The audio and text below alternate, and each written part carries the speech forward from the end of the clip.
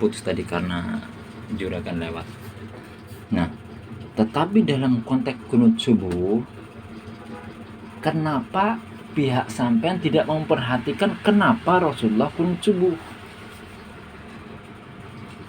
Ada kabar kepada kita, ada kabar yang sampai kepada kita, yakni Rasulullah kunut subuh ketika terjadi tragedi. Nah, kenapa dalam konteks itu tidak diperhatikan? Seharusnya kalau memangnya kita mau fair, kan Rasulullah pernah melakukan, pokoknya ya. Seharusnya kita ya mau ada apa kayak mau ada najisnya kayak atau enggak, intinya Rasulullah pernah melakukan ketika sholat lepas sendal, lepas sepatu kan begitu. Harusnya seperti itu. Intinya Rasulullah pernah melakukan, udah gitu aja, udah selesai kan. Harusnya seperti itu. Tapi dalam konteks ini, kenapa dia bisa memperhatikan, bisa melihat dari sebab musabab Rasulullah melepas sendal atau sepatu. Kemudian di kasus lain, Rasulullah pun pernah membiarkan orang Badui atau orang Badui lah kalau dikatakan itu mengencingi masjid, kencing dalam masjid. Rasulullah pun membiarkan. Apakah itu terus sekonyong-konyong dijadikan sebuah hukum? Orang boleh kencing di masjid untuk zaman ini, atau bagi orang-orang yang udah tahu bahwa itu masjid lalu dikencingin lalu kemudian dibenarkan, dibolehkan? Kalau kita berpedoman pada konteks pokoknya, konsep pokoknya, Rasulullah pernah melakukan atau membiarkan atau gimana, seharusnya ya hukum itu berlaku bagi orang-orang yang udah tahu itu masjid kemudian dikencingi, dibolehkan. Harusnya seperti itu. Tapi saya rasa orang-orang ini tidak membenarkan hukum seperti itu. Pasti mereka akan tidak bolehkan atau mengharamkan atau melarang orang untuk kencing di masjid. Itu udah pasti. Sayangnya gimana ya, dalam satu konteks dia berprinsip seperti itu, dalam konteks yang sama dia nggak bisa menelaah dari sudut perspektif, dari segi sebab musabab. Sungguh sangat disayangkan. Makanya dalam konteks ini sepertinya saya melihat ada pokoknya, kemudian pokoknya ulama membolehkan, nah selesai lagi tambah pokoknya lagi. Pokoknya nggak ada begini, itu tambah lagi dong. Tambah nggak bisa diobatin kalau udah berpegang teguh kepada pokoknya, konsep pokoknya ya udah. Nah, di situ. Kemudian sebenarnya dalam konsep kunut subuh ini sebenarnya ada lagi konsep yang dipegang, yakni dalil sahih. Dalil lemah apabila menabrak dalil sahih itu, maka yang lemah yang dibuang. Nah, itu sebenarnya merujuk pada perkataan Sayyidah Aisyah sendiri ketika Mu'az bin siapa ya? Ibnu Abbas kalau nggak salah, ketika mengadu kepada Sayyidah Aisyah mengenai azab kubur itu, Sayyidah Aisyah mengatakan bahwa Rasulullah tidak pernah mengatakan seperti itu, dan cukup Aisyah mengatakan, cukuplah ayat ini yang kau pegang.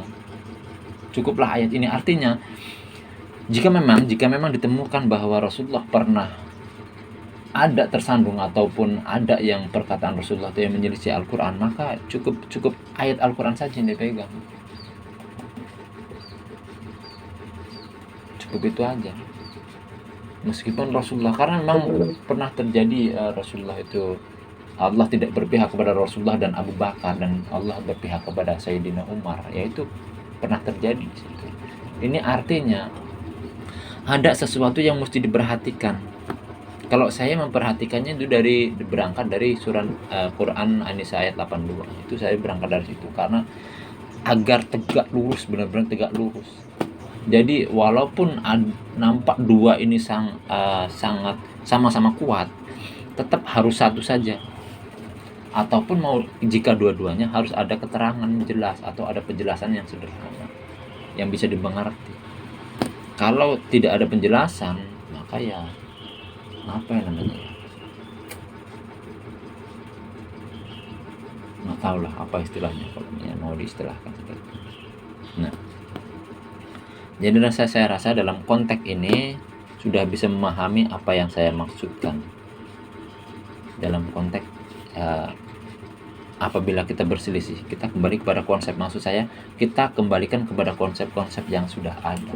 Bukan saya membangun konsep baru, bukan.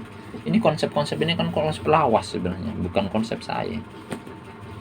Saya memahaminya seperti itu karena karena yang dikatakan Al-Qur'an itu bukan sekonyong-konyong Al-Qur'an dan As-Sunnah, bukan. Apabila kalian terjadi khilaf, kalau nggak terjadi khilaf ya sudah, seperti masalah tajwid, ilmu tajwid, ilmu nahu, terus qiraat Al-Qur'an.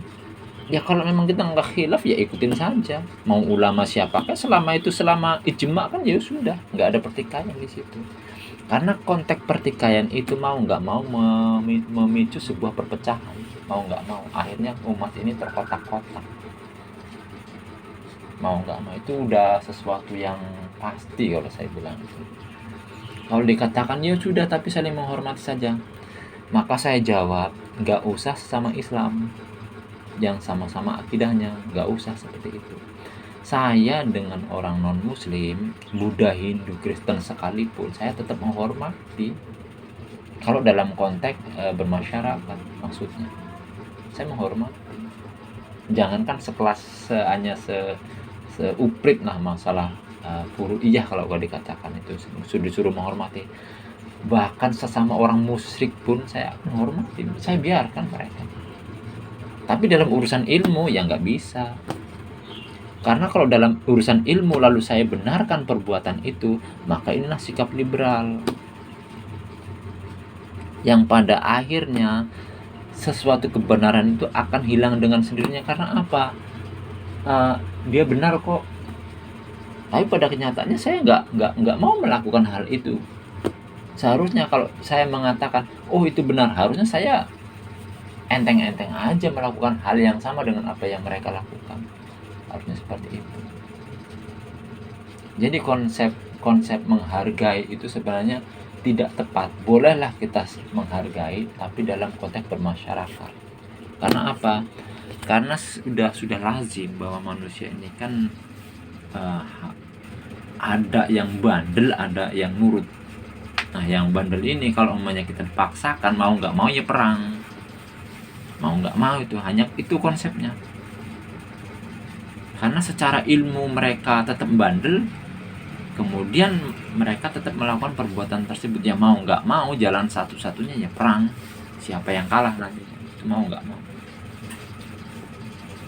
Karena perang itu udah kalau saya lihat dari sejarah yang ada juga, itu sebenarnya udah jurus terakhir, maksudnya udah langkah terakhir. Coba seandainya dari awal bisa dinegosiasi atau gimana, maka kemungkinan nggak akan perang. Perang itu ada sesuatu jalan yang mentok. Nah di sini pun juga saya melihatnya seperti itu. Mau nggak mau kalau dalam konteks kuliah atau bermasyarakat kita harus sama, benar-benar satu, maka ya mau nggak mau harus perang, mau nggak mau. Tapi apakah perang seperti itu bisa dibenarkan? Kita kembalikan pada konsepnya. Sepertinya itu nggak bisa. Karena memang di zaman Rasulullah sendiri kalau seandainya itu dibenarkan, pasti Rasulullah udah menghabisi mereka semua. Harus sama apa yang diperbuat Rasulullah dengan orang yang perbuatannya diperbuat mereka harus sama dengan apa yang diperbuat oleh Rasulullah. Pasti. Nah, kemudian mari kita beranjak kepada sifat yang khilaf tapi sama-sama punya dalil. Khilaf sama-sama punya dalil. A dalilnya A, B dalilnya B, C dalilnya C, D dalilnya D. Konsep seperti ini yang saya pakai. Apabila ini ya umpamanya bertabrakan nih antara A ini ke sana, B-nya lurus, C-nya ke sini, D-nya putar balik. Ini apabila memang sudah diketemukan bahwa dalilnya ini ternyata sahih semua, sah, maka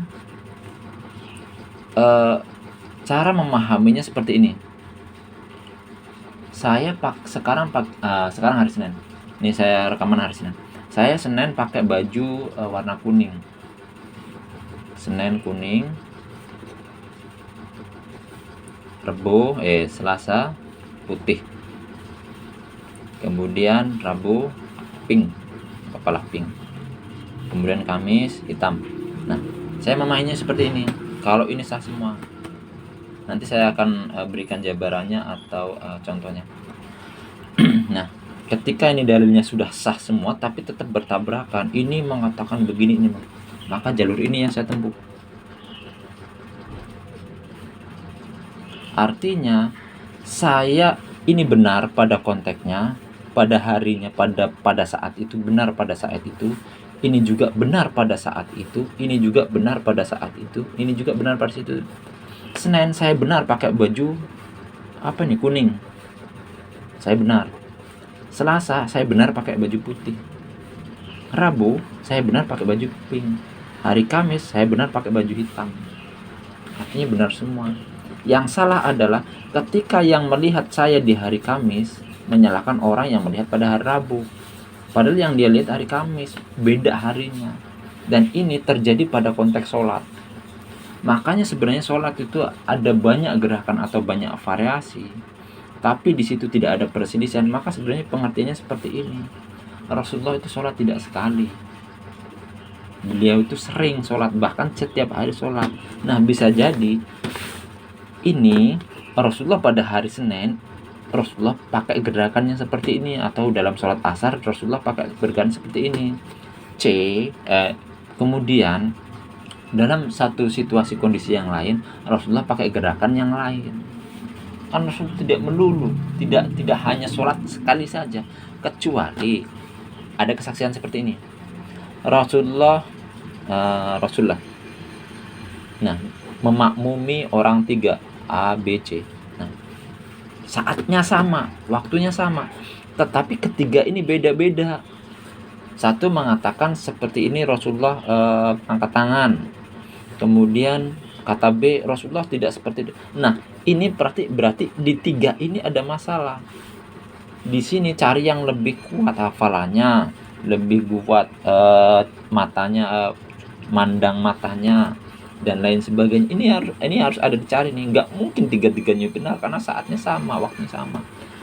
Tapi kalau umpamanya ternyata si A lihatnya Rasulullah kapan, si B lihatnya Rasulullah kapan, di mana, si C juga di mana, kemudian ini saling beradu mulut, nah ini bermasalah di sini. Dan ini terus terang saya temukan dalam suatu kasus di dalam buku yang saya baca. Jadi si A dikatakan salah oleh si B, tapi kasusnya lain. Saya melihatnya kasusnya lain, beda kasus.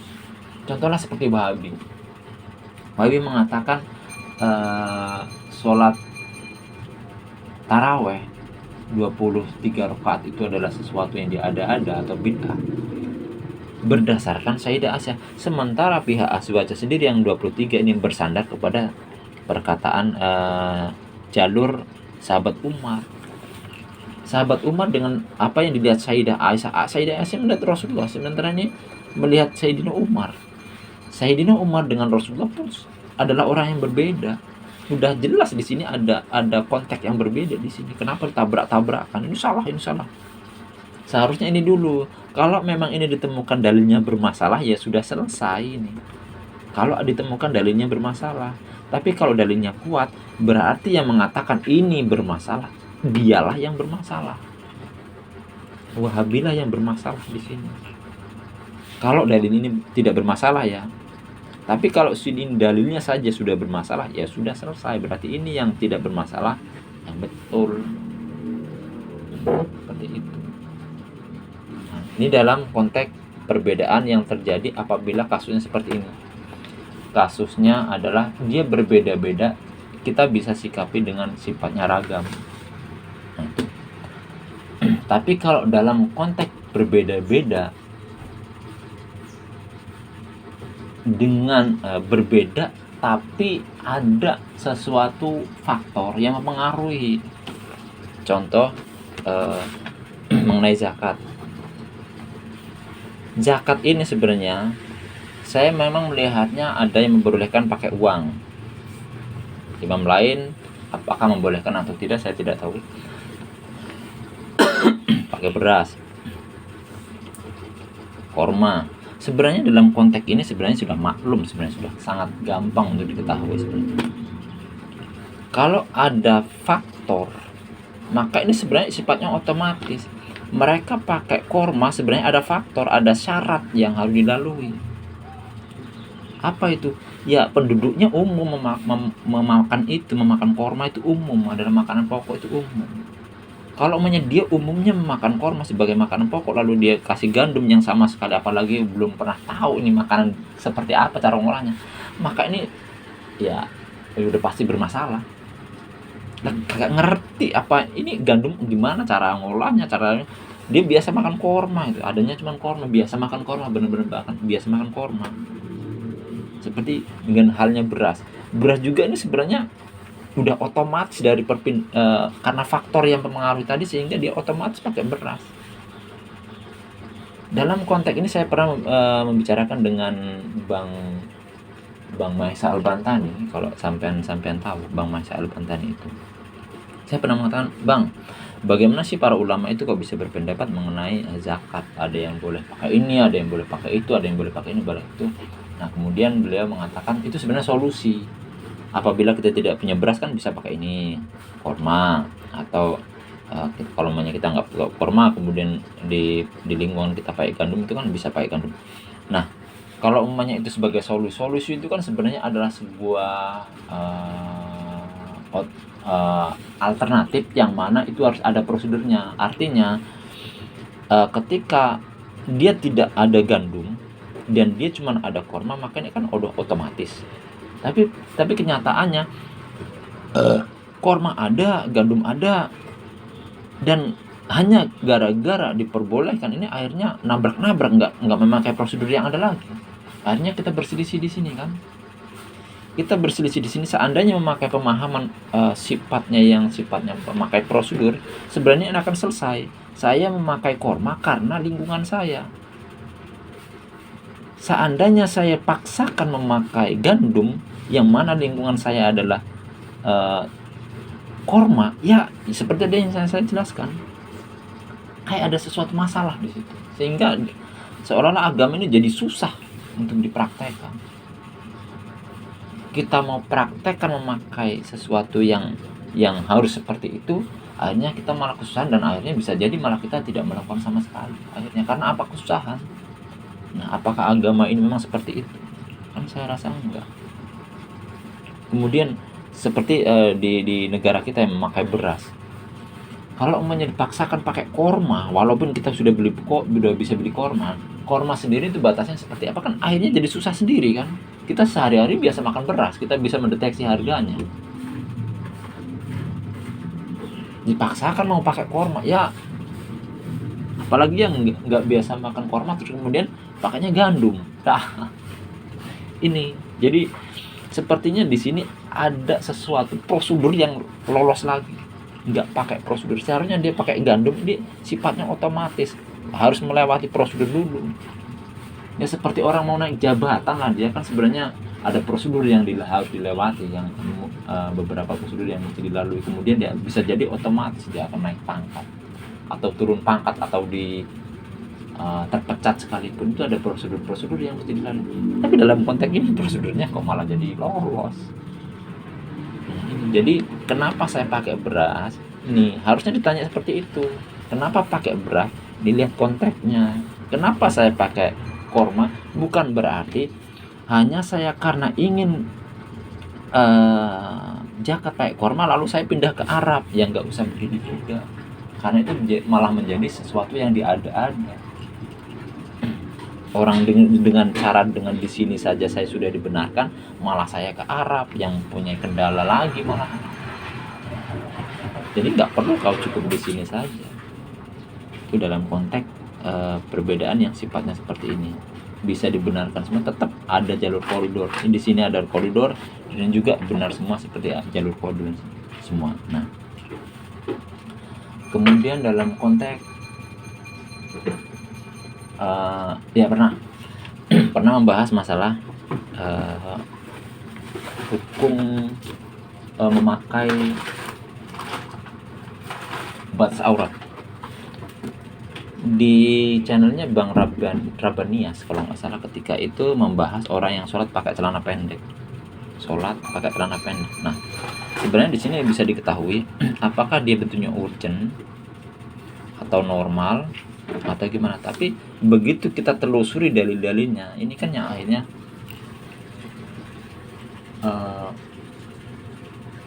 tidak tepat. Artinya memang betul Rasulullah itu pernah kelihatan betisnya. Kemudian ketika sahabat datang itu Rasulullah langsung nutup. Nah sebenarnya dalam konteks itu sebenarnya ya sudah diketahui sebenarnya bahwa Rasulullah kala itu tidak sholat. Tapi kenapa orang sholat membawa dalil yang konteksnya lain itu? Apakah pernah ditemukan bahwa Rasulullah pernah sholat dalam keadaan normal ya pakai celana pendek? Sebenarnya simpel sebenarnya kalau kita mau ke sana. Apakah pernah ada kayak gitu? Sehingga kita gara-gara ada hukum yang mengatakan bahwa batas aurat adalah pusar dan batas lutut. Nah, akhirnya kalau kita berpegang pada konsep pada hukum ini, kemungkinan besar sholat dalam keadaan seperti itu dibenarkan harusnya. Karena hukumnya ini dia bersandar atas hukum ini, harusnya dibenarkan. Harusnya. Tapi apakah iya? Ternyata dalilnya itu memang iya, Rasulullah itu tidak pernah kelihatan betisnya, memang benar, tapi bukan dalam keadaan sholat.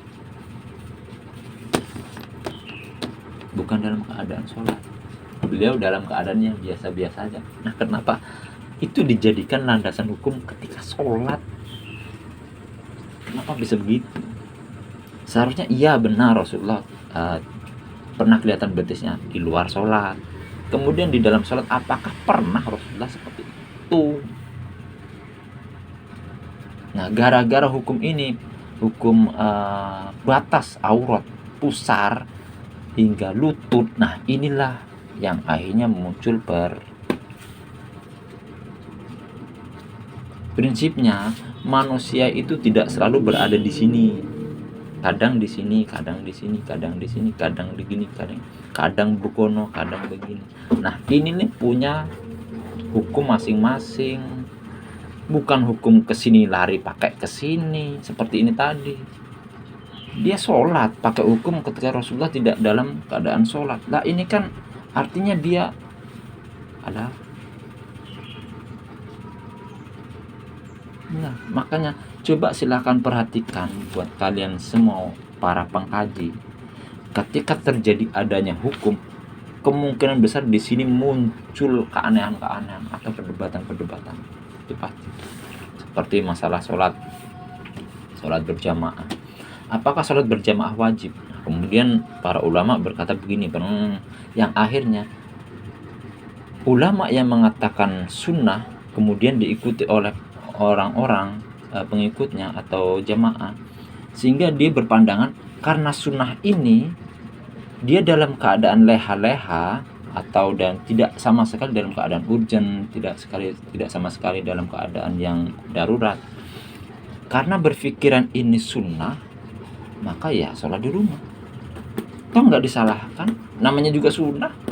Padahal Rasulullah sendiri pernah dinegosiasi oleh sahabat Abi Ummi Maktum, wahai Rasulullah, saya keadaan seperti ini, uzur. Abi Ummi Maktum itu kan orang yang tidak bisa melihat. Apakah boleh saya di rumah sholat sendiri? Kata Rasulullah, apa? Apakah engkau masih bisa mendengarkan azan? Masih bisa ya Rasulullah. Tidak boleh, tidak diperbolehkan. Abi Ummi Maktum. Nah ini yang leha-leha, yang gagah perkasa, gara-gara melihat sunnah ya mau nggak mau, akhirnya dalil ini nggak berlaku bagi dia, diabaikan begitu saja.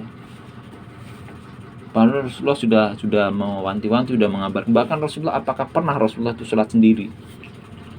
Dan para sahabat-sahabat itu apakah pernah sholat sendiri dalam konteks normal ya, dalam konteks tidak sama sekali tidak urgent. Ini gara-gara ini nih hukum, karena hukum. Saya melihatnya banyak sesuatu yang nampak akhirnya keluar ini dari segi hukum, terlebih di sunnah. Karena orang memahami sunnah itu kan kalau nggak dikerjakan juga nggak apa-apa. Nah ini akhirnya menjadi biang. Kemudian setan lewat sini, udah tenang aja sunnah ini, kau sholat saja di rumah. Padahal sahabat Abi Maktum bernegosiasi, beliau keadaannya kalau dibilang ya, nah memang benar dalam konteks lain seperti Rasulullah justru malah mengatakan tidak ada sholat ketika makanan dihidangkan. Nah kan konteksnya lain. Kalau Abi Maktum memang benar dia ada uzur, tapi uzur beliau itu sifatnya mutlak, bebas. Dia mempunyai kebebasan tanpa terikat dengan orang lain, keperluan lain. Ketika dia memang momennya sholat jatuh pada jam 4, Umi Maktum kalau beliau berangkat jam setengah 4 dia nggak masalah, nggak ada yang mengganduli apa kalau dibilang mengganduli tidak ada yang mengganggu lah ibaratnya, tidak ada yang terganggu. Kalaupun beliau berangkat jam 3 juga bebas, beda dengan orang yang makan posisi makan. Kalau umumnya dia sholat jam 4 dia makan posnya, mau datang jam 3 makan sudah tersidang, akhirnya ya selain nanti sholat juga bisa longgar, ya makan dulu nggak apa-apa, aman. Kemudian makanan sudah terhidang, sholat jam 4 dia makanan jam 4. Nah seandainya di sini dia melakukan hal ini, maka di sini ada sesuatu yang apa ya jadinya ya, kalau makanan udah terhidang kemudian nggak dimakan, apa sih dibilangnya. Beda dengan Abi Maktum. Kalau Abi Maktum jam 4 sholat, beliau berangkat jam 3 nggak masalah, berangkat jam 2 pun nggak masalah, berangkat jam 4 pun nggak masalah, artinya mutlak. Walaupun punya uzur tapi mutlak. Beda dengan yang makan.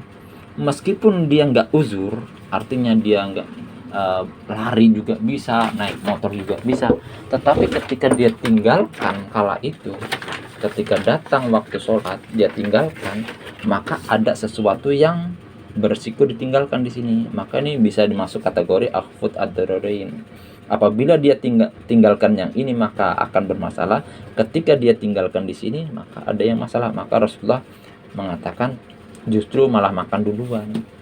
Tapi konteksnya perhatikan, jangan asal, jangan mentang-mentang makan aja diperbolehkan lalu menghukumi sholat dengan cara seperti menghukumi sholat berjamaah seperti tadi. Kita harus kembalikan pada porsinya masing-masing. Nah, seperti inilah saya memahami agama ini. Semua ada prosedur yang harus dilewati. Tidak asal, tidak pokoknya punya dalil. Kalau pokoknya punya dalil, Pak, Bu, teroris juga punya dalil. Pak Panji Gumilang juga punya dalil. Tapi apakah dalil itu sesuai dengan konteks yang dimaksud? Itu pertanyaannya. Kalau pokoknya punya dalil, ya pokoknya lagi.